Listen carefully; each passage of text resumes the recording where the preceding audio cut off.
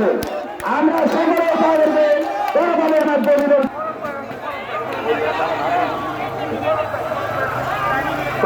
বিএনপির সাধারণ সম্পাদক, জেলা বিএনপির সাংগঠনিক সম্পাদক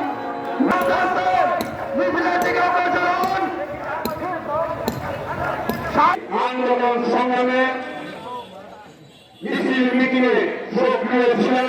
এই প্রতিবাদ বিরোধী আন্দোলনে মামলা করেছেন, পুলিশের হামলার শিকার হয়েছে, নির্যাতনের শিকার হয়েছে। তাদেরকে সমন্বয় করতে হবে, একটু বিলম্ব হবে।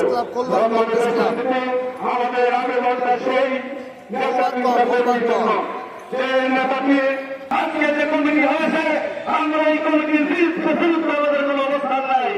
আমরা আজকে এই মিটিং থেকে আমরা সেদিনের মিটিং আমরা যেতে পারি নাই, কারণ যারা নিপীড়িত নিষ্পেষিত হয়েছিল এই 17 বছর, তাদেরকে রেখে আমরা সেই মিটিং এ যাই নাই। আমরা আজকে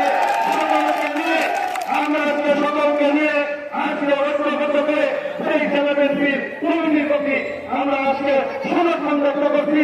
আমাদের ঘোষণা আমরা অভিনন্দন জানাচ্ছি।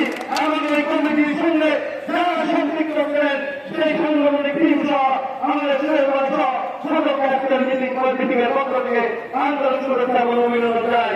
আমরা দলের মধ্যে কোনো বিভাজন চাই না, আমরা দলের মধ্যে কোনো ভোটিং চাই না।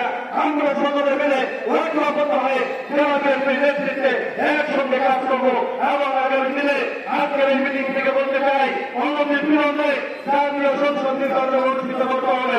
ইতিমধ্যে ডিসেম্বরের মধ্যে সেই সংসদ নির্বাচনের জন্য বিএনপি দাবি করেছে।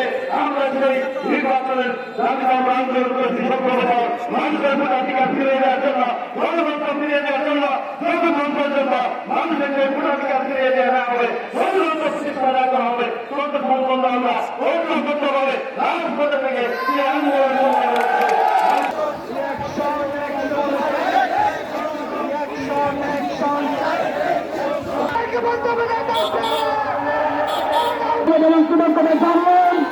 আজকে সরকারের দ্বারা মানুষের মিছিল